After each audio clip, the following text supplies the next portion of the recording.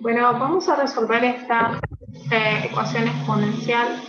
Lo primero es, voy a factorizar este 25.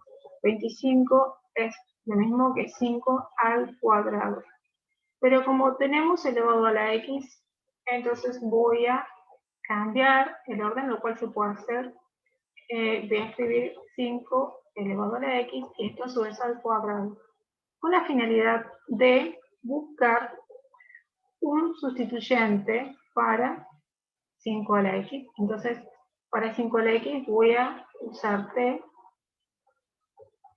Así que 3 por, en vez de 25, escribiré t, pero como está t elevado al cuadrado. T elevado al cuadrado. Menos 74, en vez de 5 a la x por t, menos 25, igual a todo a 0.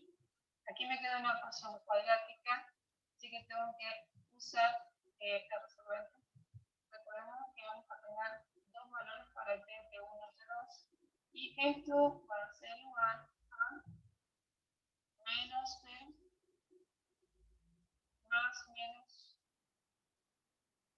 raíz cuadrada. Si menos t sería menos 74 más menos la raíz cuadrada de menos 74. Menos 4,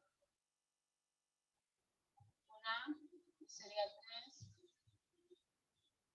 por c, sería menos 25,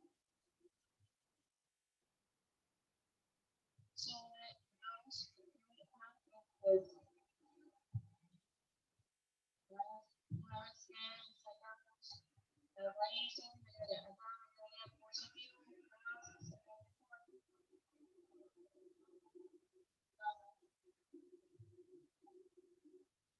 Más menos, aquí en denominador 6, y aquí me quedaría una raíz cuadrada de 76 más 300.